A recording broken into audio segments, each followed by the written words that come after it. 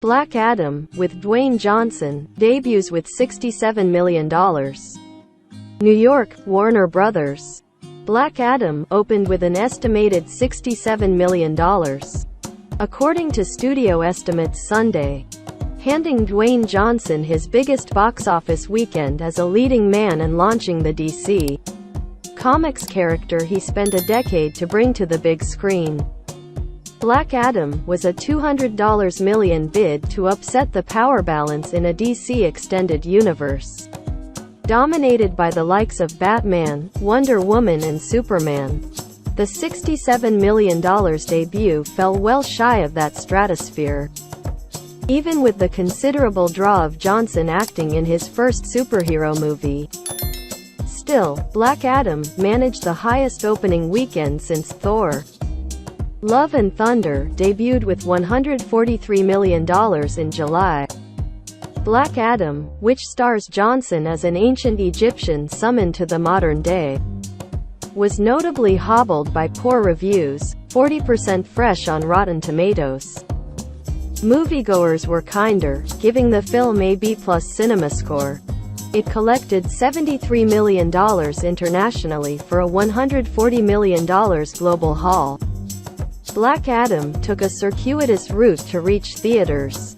The character had originally been planned to launch as a villain in 2019's Shazam, before executives pivoted to give Black Adam a standalone feature.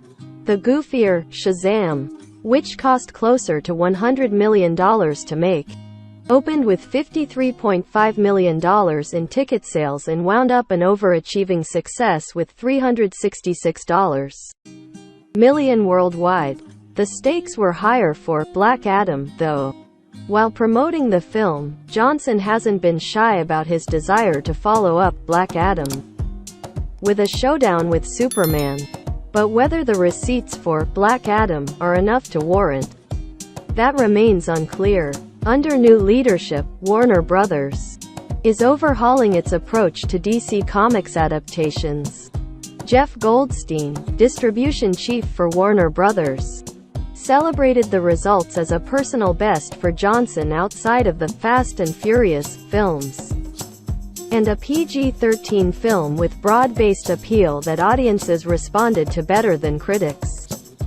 Still, it's a time of transition for Warner Brothers, reorganizing DC unit as the studio seeks more Marvel-sized successes. Next on tap is Shazam: Fury of the Gods in March. It's all about making good movies. It's all about finding the right scripts, said Goldstein. Our studio is definitely going through a major revamping of our production leadership and style and approach. I think that we'll be able to crack this nut. We're definitely focused in on doing that. Ticket to Paradise, the Bali-set romantic comedy starring Julia Roberts and George Clooney, proved smart counter-programming. The Universal Pictures release debuted with $16.3 million, well above recent sales for rom-coms, which have struggled in recent years at the box office. The film is already a hit abroad, where it's been in release for the last month, accruing $80.2 million in ticket sales.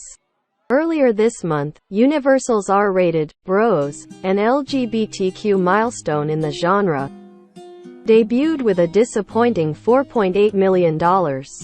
Ticket to Paradise had a notable advantage in its 2 stars and appealed particularly to older audiences. 64% of ticket buyers were 35 and up. The studio said, "It became an event film for all audiences this weekend, but especially for older audiences that can be difficult to get into theaters," said Jim Orr, head of distribution for Universal.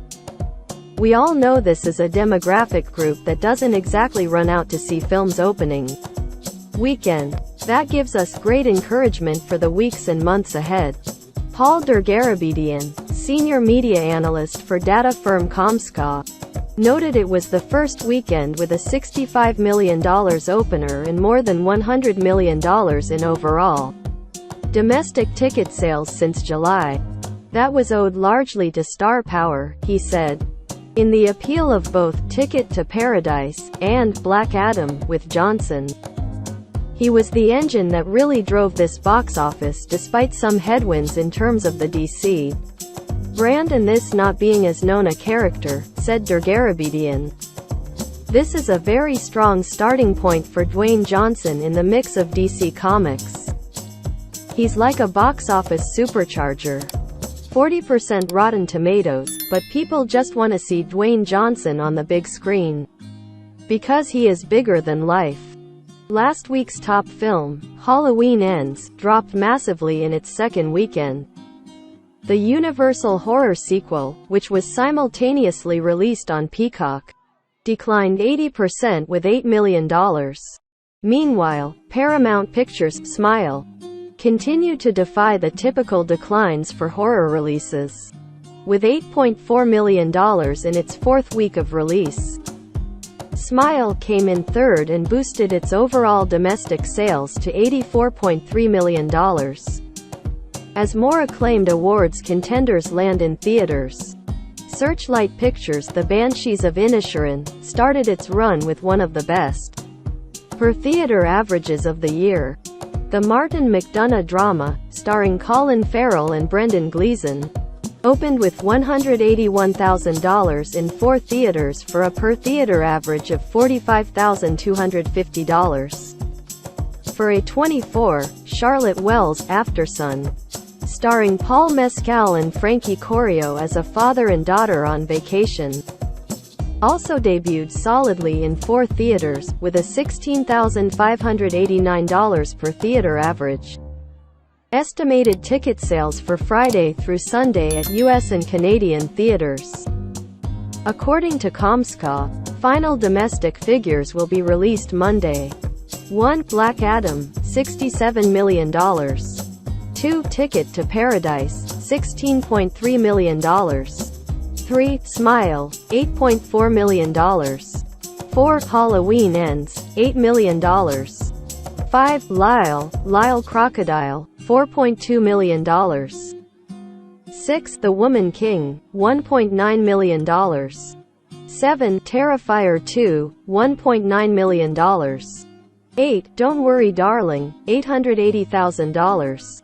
9. Amsterdam, $811,000. 10. Triangle of Sadness, $600,000. Thanks you for watching. Please help to like and subscribe my channel.